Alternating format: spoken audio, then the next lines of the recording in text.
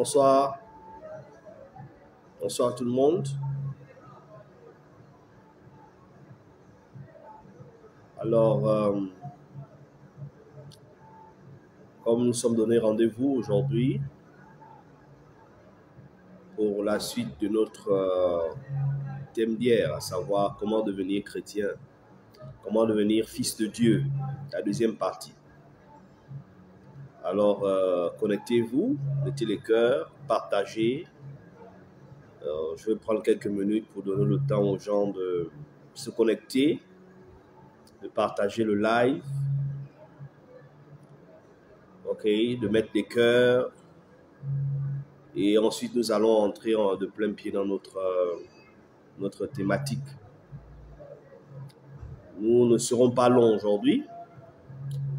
Alors, certainement, des gens ont des questions. Certainement, vous avez des questions sur mais c'est quoi cette nouvelle doctrine? C'est quoi toutes ces histoires? C'est quoi ce jeune monsieur qui vient parler de ces choses à chaque fois sur l'écran? Qu'est-ce qu'il veut nous faire comprendre? C'est quel mouvement? Alors, vous posez beaucoup de questions, mais je pense que la meilleure façon d'avoir des réponses à vos questions, c'est de me les poser. Alors, connectez-vous et posez vos questions. Posez vos questions et nous aurons l'occasion de vous répondre. Alors, connectez-vous, partagez fortement le live. Partagez le live. Nous sommes donnés rendez-vous à 17 h aujourd'hui. Voilà, comme convenu, je suis au rendez-vous.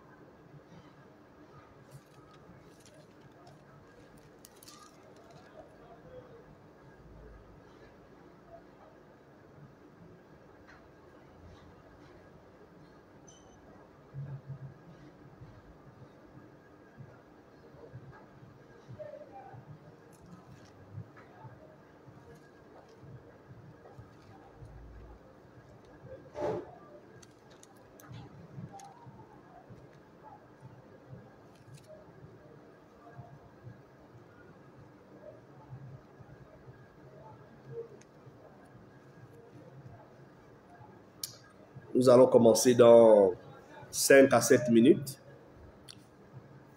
Le temps de donner la possibilité aux uns aux autres de pouvoir s'apprêter certainement. Je vais essayer de faire un petit résumé de ce qui a été dit hier. Voilà, un petit résumé de ce qui a été dit hier. Et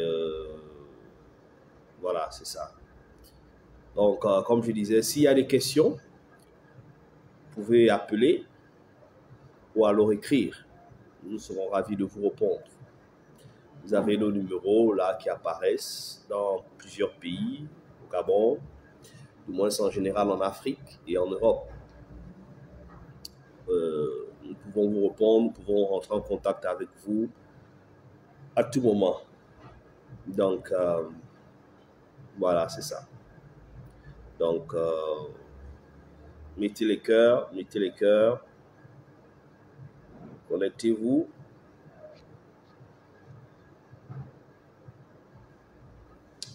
OK.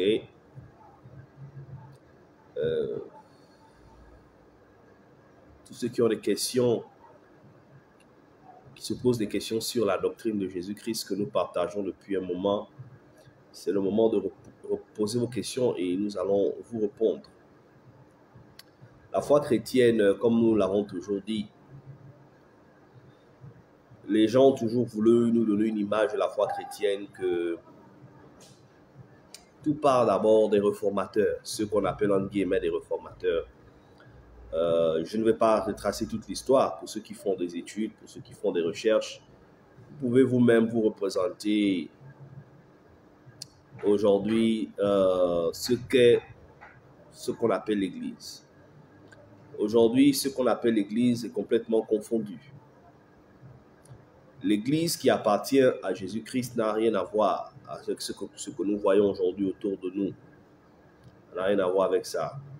Je ne suis pas en train de dire que l'Église n'existe pas ou que la vérité n'existe pas ou alors que je veux remettre en cause la foi chrétienne. Non, je ne remets pas en cause la foi chrétienne. Je suis prédicateur de la foi chrétienne. Je crois au salut que Jésus a porté à travers son évangile. Mais le problème ce que nous essayons de dénoncer, c'est Jésus l'a déjà expliqué lorsqu'il présente l'histoire dans sa parabole. Il dit, voilà, un homme est venu semer le blé et pendant qu'il s'en est allé, un étranger, le méchant, est venu derrière dans la nuit et a planté l'ivraie. Et les deux ont commencé à pousser. Voilà ces symptômes. On dit, mais maître, qu'est-ce qui se passe si pourtant tu as planté du blé, tu as planté de la bonne semence? Pourquoi est-ce que la mauvaise semence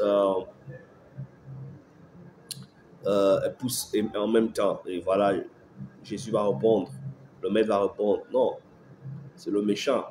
Alors permets, Seigneur, que nous allons couper cette herbe. C'est-à-dire non, si vous coupez maintenant, vous risquez de détruire également la bonne semence, détruire le blé. Laissez le blé et l'ivraie pousser ensemble. Le dernier jour, il enverra ses serviteurs pour couper et retrancher l'ivraie, séparer l'ivraie avec le blé, amasser le blé dans son grenier et l'ivraie jeter dans le temps de feu. Donc, c'est pour dire qu'aujourd'hui, le christianisme est ce qu'il est parce qu'il y a beaucoup de confusion. Donc, connectez-vous avant que je suis juste en train de vous faire comprendre certaines choses. Connectez-vous et nous allons commencer. Nous allons tacler directement notre sujet. Comme je disais tout à l'heure, c'est la suite de notre live d'hier sur comment devenir chrétien ou encore comment devenir enfant de Dieu. D'accord? La deuxième partie. Donc, c'est très important. Donc, j'aimerais bien avoir des questions. Beaucoup m'ont écrit en inbox, via WhatsApp. Voilà, c'est une très bonne chose. Nous vous invitons à le faire. Poser certaines questions. Donc, vous pouvez également, pendant le live, poser votre question.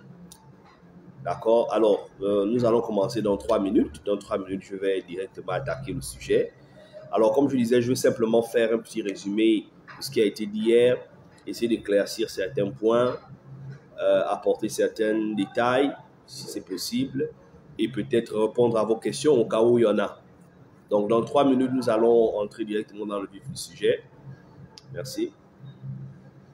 Donc, connectez-vous, mettez les cœurs, partagez la vidéo. Certains d'entre vous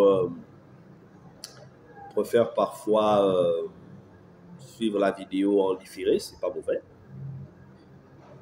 C'est pas mauvais. Vous aurez certainement cela en différé. Lorsque vous allez vous connecter, la vidéo sera largement partagée. Largement partagée. Donc, ok. Alors, nous allons commencer. Nous avons vu expliquer depuis hier comment devenir chrétien. Comment devenir chrétien? Comment naître de nouveau? Nous avons simplement fait comprendre qu'il y a certaines questions que vous êtes censé vous poser vous-même pour savoir si vous êtes chrétien. Alors, ces questions sont simples. Nous avons clairement dit, la première chose, il faut savoir qui baptise. La deuxième chose, au nom de qui baptise-t-on? La troisième chose, où est-ce qu'on baptise? La quatrième chose,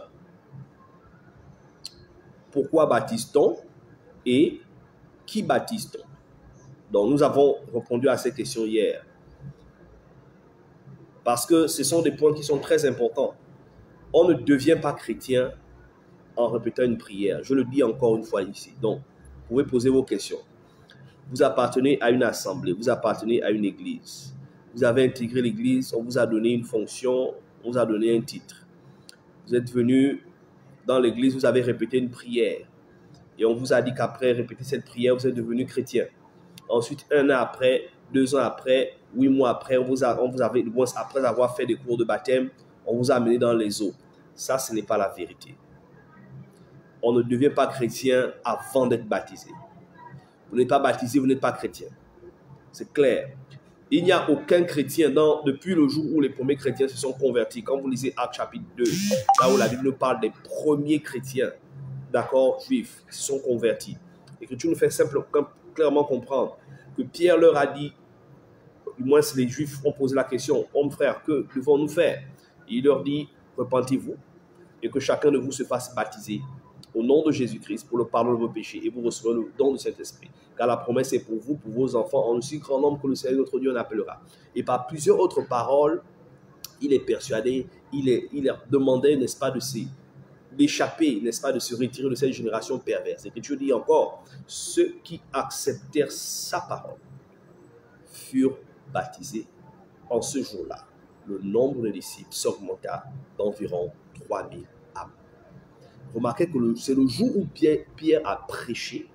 La Bible fait comprendre que parmi ces personnes qui étaient là, qui avaient accepté la parole de Pierre, furent baptisés en ce jour. Pierre ne leur a pas dit, bon écoutez, on va d'abord aller à l'église, dans le bâtiment qu'on a construit. On va faire des cours de catéchisme, des cours de baptême. On va voir si vous avez compris, parce que c'est peu que vous ne comprenez pas. Ça, c'est la doctrine des témoins de Jéhovah, qui est une doctrine erronée, fausse.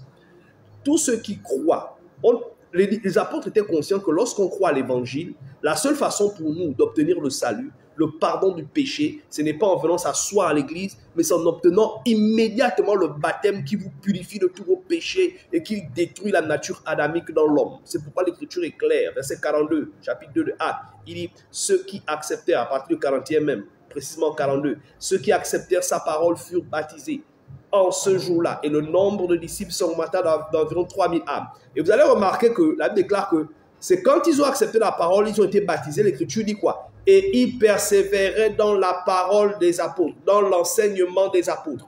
On ne persévère pas dans l'enseignement des apôtres. On n'est pas enseigné avant d'être baptisé.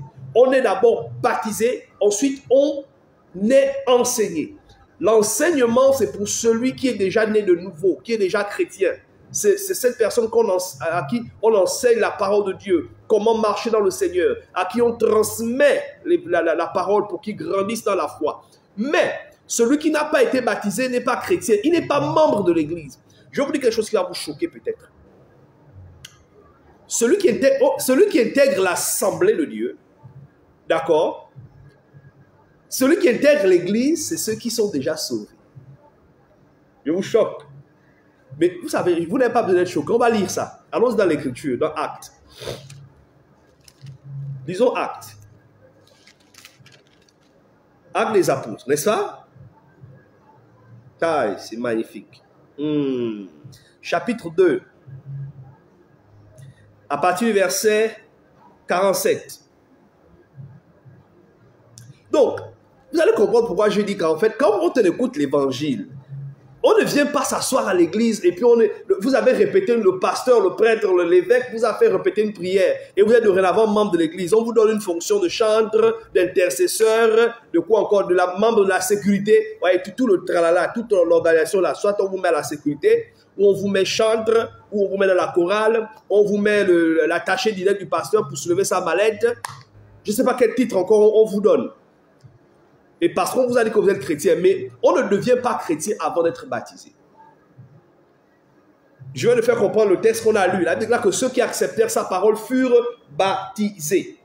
Ils persévéraient, verset 42, ils persévéraient dans la parole, l'enseignement des apôtres, dans les prières, dans les fractions du pain, la communion fraternelle.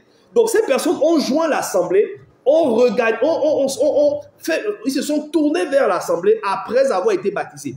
Pierre n'a pas invité la foule à venir dans leur culte, à venir remplir leurs assemblées. Vous venez, on va prier ensemble. Vous êtes déjà des chrétiens parce qu'on a fait un séminaire, vous avez fait la prière du pécheur. C'est de l'hérésie. Je vous l'ai dit depuis hier, c'est de l'hérésie. Ces endroits ne sont pas des églises, ce n'est pas des églises.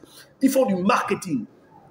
Les églises charismatiques, je le dis, charismatiques, de réveil, les églises pentecôtistes, les assemblées de Dieu, les églises branhamistes, les témoins de Jéhovah, toutes ces structures n'obéissent pas à la doctrine de Jésus-Christ. Ce sont des groupes qui sont nés, n'est-ce pas, après ce qui s'appelle le réveil ou encore la réforme apportée par certaines personnes, n'est-ce pas, qui sont créés. En fait, ce sont des groupes de dissidents.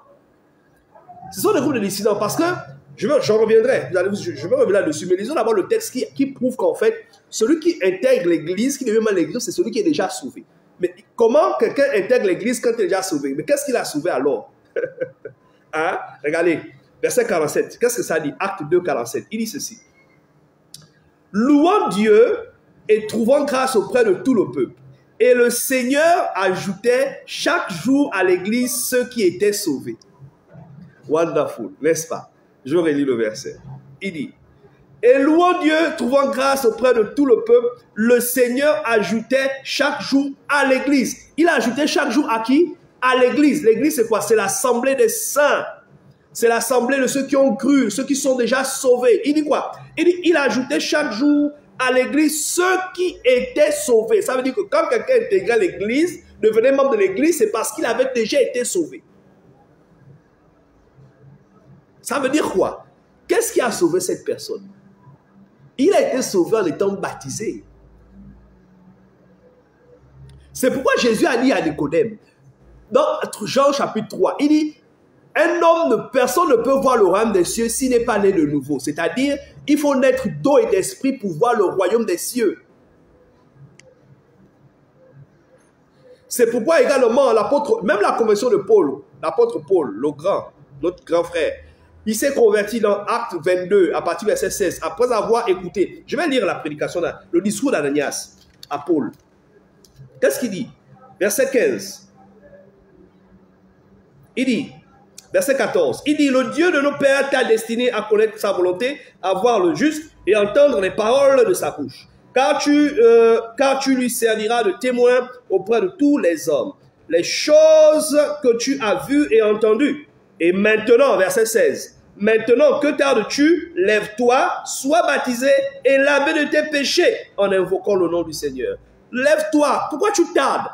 Pourquoi tu fais les cours bibliques? Pourquoi tu fais les cours de catéchisme? Pourquoi te faire asseoir dans l'église pour t'observer d'abord pour voir si tu vas obéir à leur doctrine? Il dit, lève-toi. Pourquoi tu tardes? Lève-toi, sois baptisé et lavé de tes péchés. Il dit bien lavé. Donc, si tu n'es pas baptisé, tes péchés ne peuvent pas être lavés. Parce que nous naissons en Adam, nous naissons dans le péché. Ce n'est pas la prière de repentance que tu fais qui te lave le péché. Ce n'est pas les jeûnes que tu commences à faire, les cures d'âme que ton pasteur te fait faire. Ce n'est pas la cure d'âme qui va laver ton péché. Ce qui va laver ton péché, c'est le baptême. Et c'est dans le baptême également que la malédiction du sang, la malédiction de Satan, tous les liens sont détruits. Mais je suis choqué quand je vois certaines personnes, tu te fais appeler chrétien, ils sont remplis dans les églises et des nations. Tu es allé à l'église, ton pasteur a prié pour toi, n'est-ce pas? Il t'a fait les cours de baptême, il t'a fait répéter la prière, il t'a même baptisé à sa manière. Mais tu es toujours possédé. Chaque jour, tu es avec 50 000, chaque mois avec 50 000 pour que le pasteur continue à faire la délivrance. Aujourd'hui, on brise les liens ancestraux. Demain, on brise les liens, comment ils appellent ça? Les liens, j'ai envie de dire, de l'arbre généalogique. Le mois prochain, ce sont les liens maternels. Après, ce sont les liens paternels. Mais tu vas finir quand la délivrance? Tu vas finir quand? À quel moment le démon là, c'est le pasteur qui te fait la délivrance, à quel moment tu vas être délivré? Pose-toi la question. Pourquoi les gens n'aiment pas la vérité? À quel moment tu vas être délivré? Si vraiment tu es dans la vérité, si vraiment l'évangile qu'on t'a prêché est vrai, que ton église t'a prêché est vrai, pourquoi on te fait la délivrance tous les jours? Pourquoi tu es toujours lié? Regardez, je t'explique pourquoi tu es toujours lié. Allons dans le livre de Jean chapitre 8. Pourquoi les démons ne te quittent pas? Il y a des gens qui ne dorment, il y a des gens qui se font appeler chrétiens dans les dénominations. Vous ne dormez pas la nuit. Vous ne dormez pas la nuit. Les esprits vous attaquent, vous êtes toujours dans la peur. Vous les voyez, beaucoup de pasteurs, ils se connectent dans les radios, les télévisions. Venez, maintenant connecte-toi. Je vois une femme, tu es liée. Depuis 30 ans, tu ne fais pas d'enfant. Depuis là, tu es maudit. Tu ne vois pas les bénédictions. Machin, il y a la sorcellerie dans ta famille et tout. Tout ça, c'est du charlatanisme. Ce sont des moyens pour vous attirer. Quand vous allez leur donner la gloire, parce qu'ils cherchent la gloire, ensuite vous allez leur donner de l'argent. N'écoutez pas ces hommes. L'apôtre Pierre a dit quoi? Ils trafiqueront de vous au moyen des paroles trompeuses. Ça veut dire qu'ils vont utiliser certaines paroles trompeuses pour faire du trafic sur vous. Ils vont vous utiliser comme de la marchandise pour s'enrichir. Mais vous allez comprendre pourquoi vous êtes toujours l'esclave de ces personnes, l'esclave du diable. Jésus a dit dans Jean chapitre 8, voici ce qui est écrit. Jésus a dit ceci. Il dit, à partir du verset, je vais lire le verset 32. Vous connaîtrez la vérité et la vérité vous affranchira. C'est parce que vous n'avez pas connu la vérité, c'est pourquoi vous êtes toujours lié, vous êtes toujours esclave. Parce que quand vous connaissez la vérité, quand vous recevez la vérité, vous ne pouvez plus être esclave de Satan, vous ne pouvez plus avoir des liens. Parce que quand vous êtes baptisé, en même temps, vous naissez de nouveau, vous devenez une nouvelle créature. La Bible déclare dans le livre de 2 Corinthiens, chapitre 5, verset 17, « Si quelqu'un est en Christ, il est une nouvelle créature. Voici les choses anciennes sont passées et toutes sont devenues nouvelles. » Les choses anciennes sont passées, toutes choses sont devenues nouvelles. Mais comment tu deviens nouveau? Tu as toujours les démons. D'abord, c'est une doctrine fausse, c'est une doctrine démoniaque. Un chrétien, un vrai chrétien né de nouveau ne peut pas avoir des démons en lui.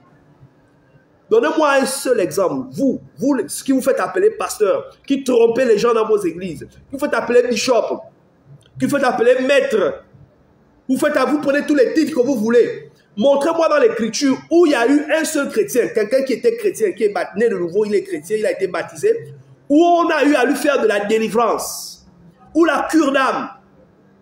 Ça veut dire que si on fait la délivrance à un chrétien, il n'est pas délivré, il est toujours dans le péché, il est toujours esclave de Satan.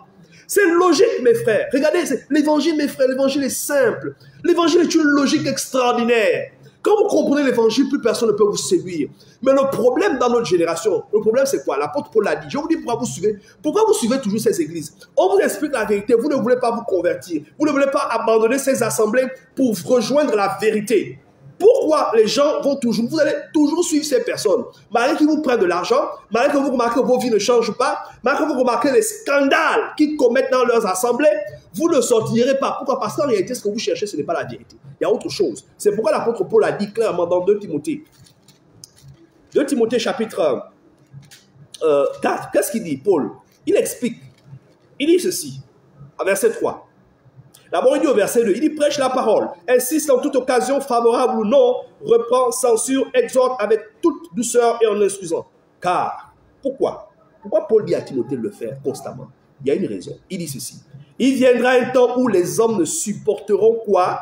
Supporteront pas la saine doctrine. Il y a une doctrine qui est saine. Saine. Saine, c'est S-A-I-N-E, qui est différent de saint, S-A-I-N-T. Le S-A-I-N-T fait référence à la sainteté qui correspond à la pureté de l'âme, donc le dépouillement du péché, le caractère sans péché. Et saint, S-A-I-N, fait référence au caractère moral, au caractère décent, au caractère raisonnable, acceptable. On ne parle de la saine doctrine, c'est une doctrine qui est pure, qui n'a pas d'ambiguïté, qui n'a pas de confusion, une doctrine qui peut donner la guérison, une doctrine qui est saine, qui est pour les gens, qui donne aux hommes qui reçoivent cette doctrine une raison saine, qui n'amène pas les gens à se comporter comme des animaux, comme des insensés. La doctrine que vous suivez dans vos églises, regardez, ça détruit même les mariages. Tu es une femme mariée, on te dit veille des prières, veille des prières, veille des prières. Tu quittes la maison à 6 h du matin. Tu vas à l'église, faire la veille des prières, toute la nuit, veille des prières, crier. Tu as laissé ton mari avec les enfants à la maison. Tu n'as pas fait à manger à ton mari. Ton mari il n'est pas religieux. Tu reviens au lendemain matin, il n'a pas mangé. Les enfants, ils n'ont rien eu. Ton mari te prend l'action, oh, j'étais à l'église. Et quand le mari se fâche, il te fait des problèmes. Tu dis non, mon mari est possédé, c'est le diable qui est en lui. En réalité, ce n'est pas ton mari qui est conduit par le diable, c'est toi. Parce que la saine doctrine ne peut pas amener ce genre de désordre. Des foyers, même on voit des divorces. Pourquoi? À cause de ces faux enseignements. Les faux enseignements qu'on vous donne. D'accord? Il dit les gens ne vont plus supporter la saine doctrine. Ils vont se tourner vers quoi? Il dit, je continue. Il dit, ayant la démangeaison d'entendre des choses agréables, ils se donneront une foule de docteurs sur leur propre désir. Ils ont la démangeaison d'entendre les choses qu'ils aiment. Oh non, viens recevoir ta prophétie. Viens recevoir ton miracle. Tu vas voyager cette année 2022. Je te dis, c'est une année de percée. C'est une année d'élévation. Dans ton travail, tes ennemis ne pourront pas te toucher. Il y a une promotion qui t'attend. Tu seras la tête et non la queue. Toutes ces paroles de bénédiction là, c'est ça que l'homme aime entendre. Ce sont des discours charnels, enflés de vanité. C'est l'apôtre Pierre qui avait dit que ces discours-là sont des discours en fait de vanité. Et ces pasteurs utilisent ces discours pour vous séduire. N'est-ce pas? C'est ça, des discours remplis de vanité. Waouh! C'est magnifique. Pierre dit quoi? Il dit, 2 Pierre chapitre 2. Waouh! Il dit, avec des versets 18, 2 Pierre chapitre 2 verset 18, avec des discours enflés de vanité, ils amorcent par des convoitises de la chair. Écoutez, mes frères, tout ce qui se passe dans les églises, les apôtres nous ont déjà prévenus. C'est écrit dans les Écritures. Les apôtres avaient déjà averti les gens, mais comme les hommes sont aveugles, ils ne voient pas. Regardez, Pierre dit ceci, avec des discours enflés de vanité. C'est quoi les discours enflés de vanité? Donc, dans les discours, ils vont vous mettre les choses que vous aimez, la vanité. Non, tu auras des maisons, tu auras des voitures, tu vas voyager, tu vas aller en Europe. Et on a besoin de chrétiens pour aller en Europe. Si je vais aller en Europe, je travaille, j'achète des billets, je vais en Europe, j'ai besoin de Dieu pour ça. Il dit, des discours remplis de vanité. Ils amorcent par les convoitises de la chair, par des dissolutions, ceux qui viennent à peine d'échapper aux hommes qui vivent dans l'égarement. Ils leur promettent la liberté. Ils vous promettent la liberté. Dieu va te délivrer. Tu seras ceci. 2 minutes, voilà. Ils leur promettent la liberté quand ils sont eux-mêmes esclaves de la corruption. Car chacun est esclave de ce qui a triomphé de lui. Ils sont esclaves de la cupidité. Et ils vous amorcent avec les paroles douces, avec des discours remplis de vanité. Et ils vous retiennent prisonniers par leurs faux enseignements.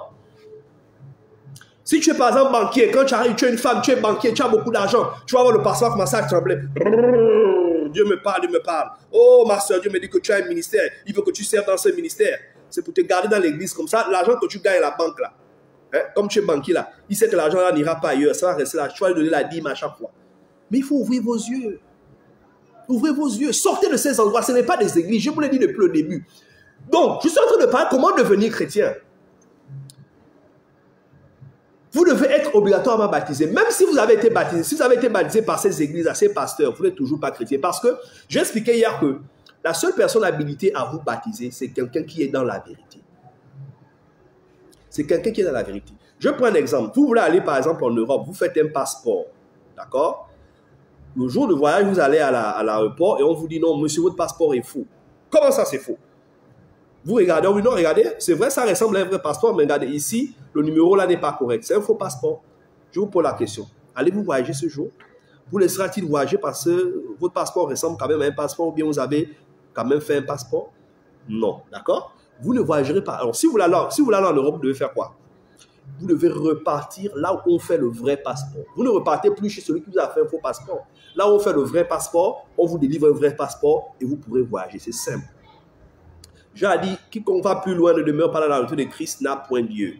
Si vous êtes baptisé par un faux pasteur, une fausse église, une église qui n'a pas la doctrine de Christ, qui n'a pas la vérité, même s'il a 5 vérités, s'il dit vérité, il a 5 vérités, il a 5 mensonges, ce n'est pas la vérité. Parce que, je vous dis, c'est l'enseignement qui détermine si on reçoit la vie éternelle ou pas. C'est l'enseignement.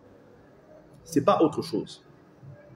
Paul a dit à Timothée, dans 1 Timothée 4, à partir du verset 15 à 16, il dit, verset 16, il dit, veille sur toi-même et sur ton enseignement, c'est ainsi que tu te sauveras toi-même et ceux qui t'écoutent.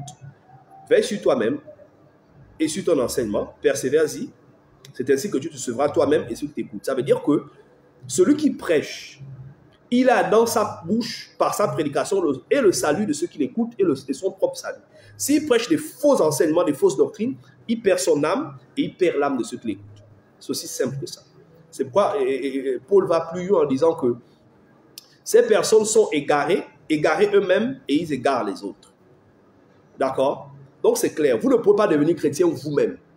Vous devez sortir de là, venir vers ceux qui vous ont prêché la vérité pour vous montrer comment devenir chrétien. Même si vous êtes pasteur. Le problème avec les pasteurs d'aujourd'hui, ils sont tellement remplis d'orgueil que quand la vérité vient, vous avez du mal à l'accepter. Parce que vous avez déjà construit un empire, l'empire des dîmes, l'empire de la gloire. Vous avez un grand nom aujourd'hui dans le monde. On vous est appelé bishop. Mais cet orgueil-là, cette gloire-là va vous perdre au dernier jour. Va vous perdre. Vous-même, vous savez que vous n'avez pas la vérité. Vous savez que ce que vous faites, c'est du folklore. Les assemblées aujourd'hui, comme j'ai cité, en fait, c'est un même esprit. Aujourd'hui, vous avez remarqué que quand le premier siècle, lorsque les apôtres ont prêché l'évangile après le départ de Jésus, l'église a été beaucoup persécutée, on a tué beaucoup d'entre eux.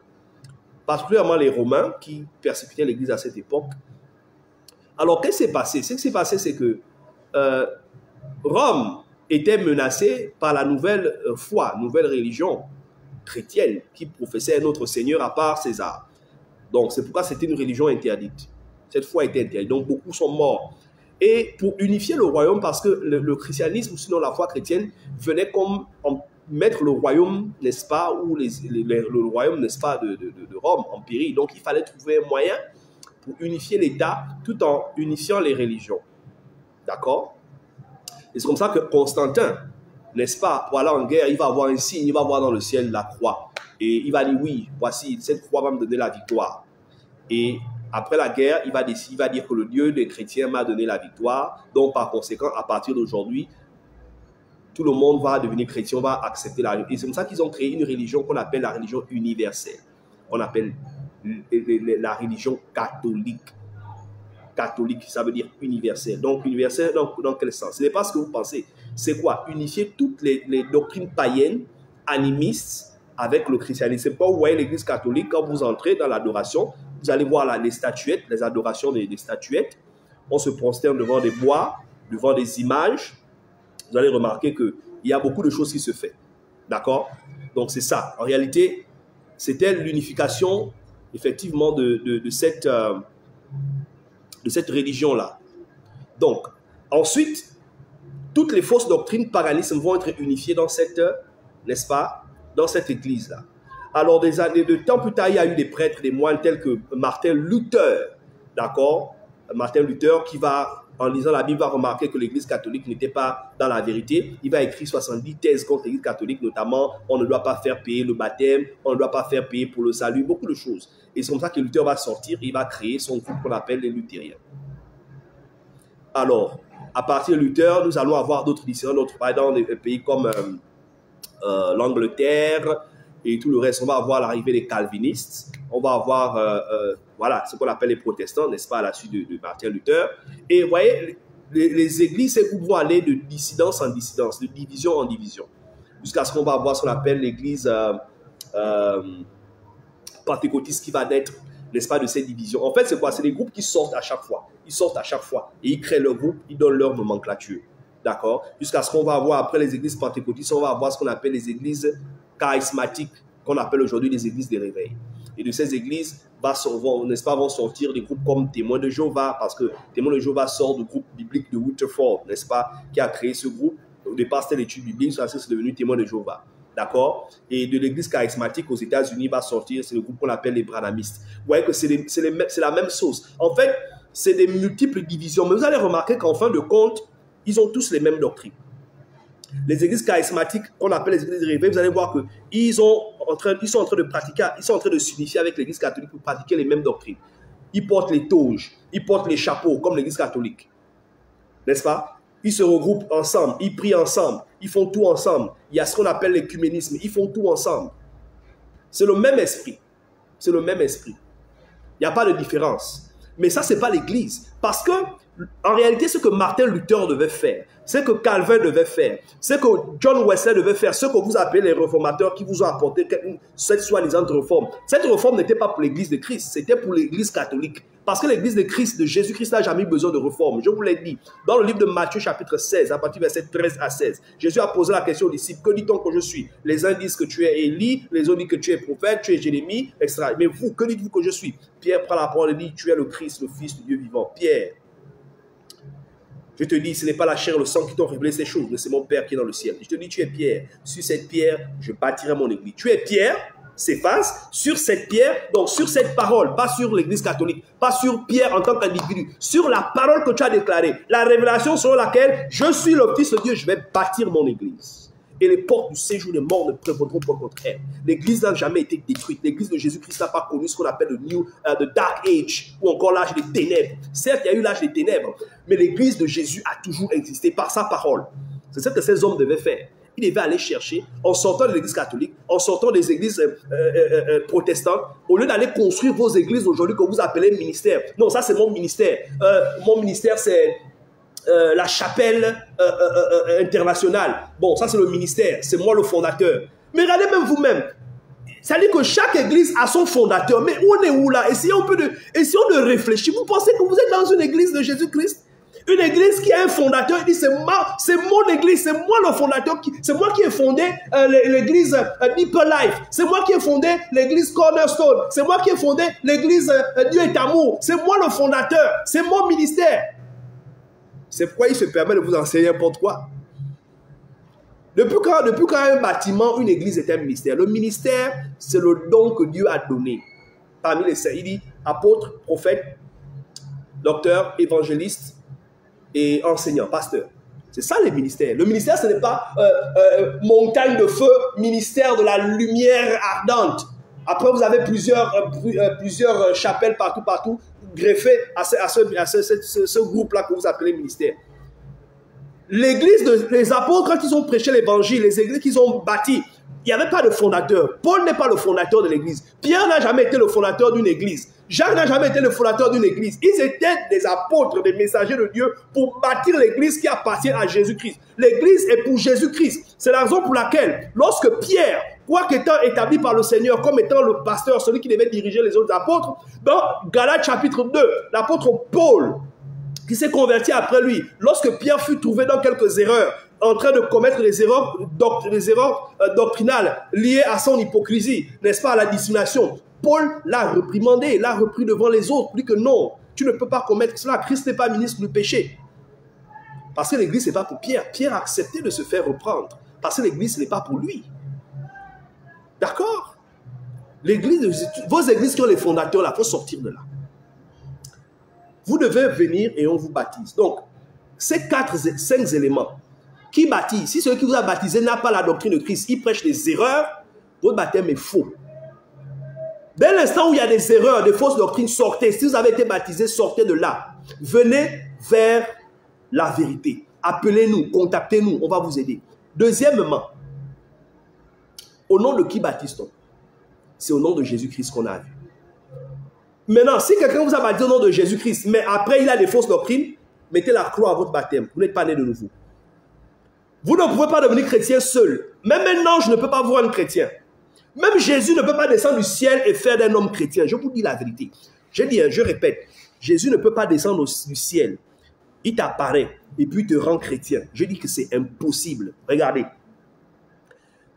Je vais terminer par là. Il faut comprendre ce que nous prêchons. Parce que beaucoup d'entre vous, vous allez voir, non, un ange m'a parlé.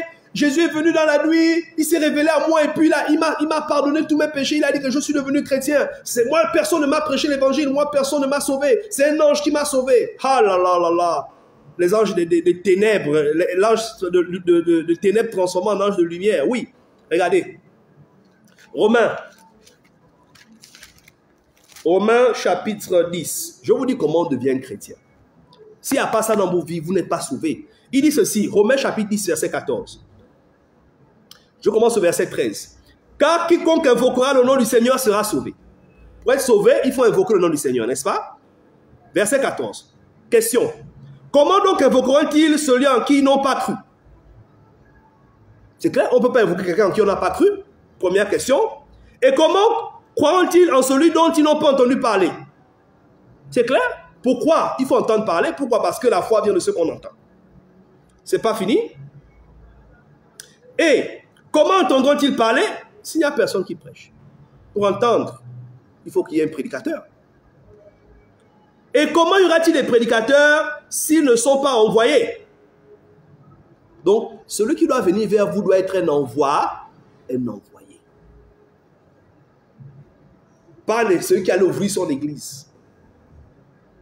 Et l'envoyé, c'est qui? Comment on le connaît? Jean,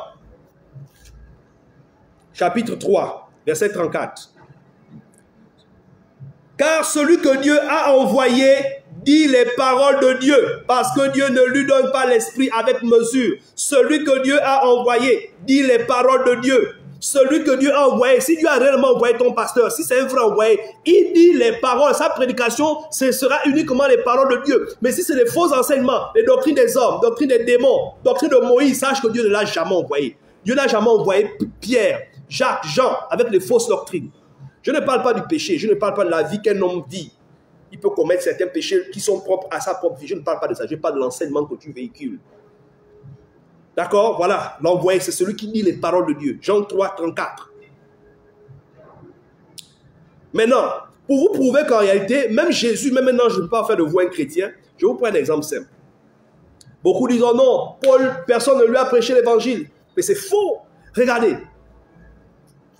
Pendant que Paul persécutait l'église, il déclare qu'il allait sur la route de Damas pour aller arrêter les chrétiens. Il déclare qu'une lumière, Jésus lui est apparu.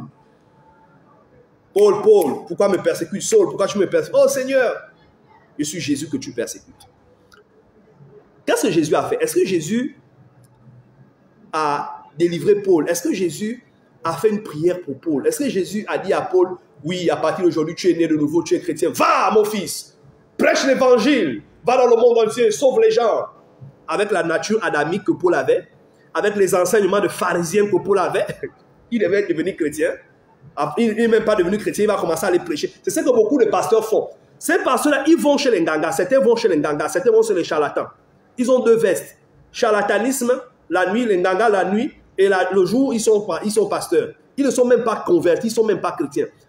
Jésus a dit à Paul, va dans la route, va à Damas, va, tu vas trouver un certain, va chez, comment il s'appelle, Ananias. Voilà, va, Ananias.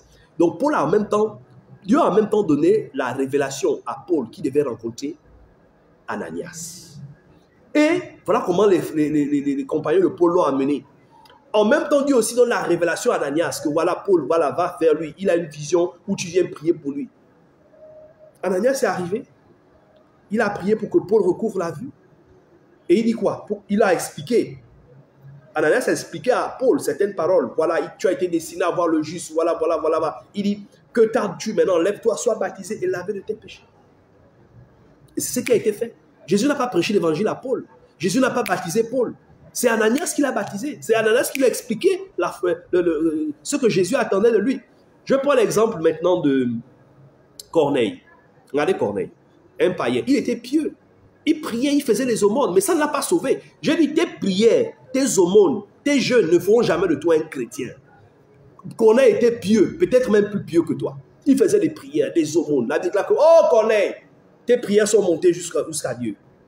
L'ange lui a dit quoi? Est-ce que l'ange lui a dit que maintenant ouvre la Bible, je vais te révéler le mystère qui fera de toi un puissant homme de Dieu. Tu vas aller dans les nations, tu vas prêcher maintenant. Ah, va. Non. L'ange lui a dit, va à Jopé, chez un certain Simon Corailleur, tu vas trouver Pierre là-bas. Il te dira les choses qui concernent ton salut. Ils ont fait appeler Pierre. Pierre est venu, Pierre a prêché. Pendant que Pierre prêchait, l'Esprit est venu sur eux. Ensuite, il les a baptisés. Pourquoi je le dis? La foi se transmet. C'est celui qui a déjà reçu l'évangile, celui qui a déjà reçu la foi, qui a reçu la vie, qui doit te la transmettre à travers la prédication de la vérité. Et quand tu crois à la prédication de la vérité, sur cette foi-là, on doit te baptiser. Celui qui a été envoyé, celui qui est déjà dans la foi. C'est simple, mes frères. C'est simple. C'est comme ça qu'on devient chrétien. On ne devient pas chrétien par révélation. C'est faux.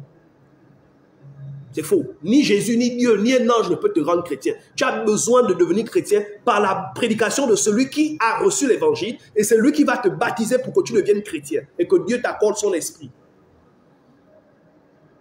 C'est ça. Donc sortez de ces endroits. 2 Corinthiens 6, à partir du verset 14 à 18, dit ne vous mettez pas sous un joug mal assorti avec les infidèles. Quel est le lien entre la lumière et les ténèbres, entre la justice et l'injustice, entre la vérité et le mensonge, entre Bélial et Dieu, entre le temple des idoles et le temple de Christ? Vous êtes le temple de Dieu. Dieu a dit, je serai votre Dieu et vous serez mon peuple. Il dit, c'est pourquoi sortez. C'est pourquoi sortez du milieu de deux. Sortez du milieu d'eux. Séparez-vous. Ne touchez pas à ce qui est impur et je vous accueillerai. Je serai pour vous un Dieu et je serai pour vous un Père et vous serez pour moi des enfants.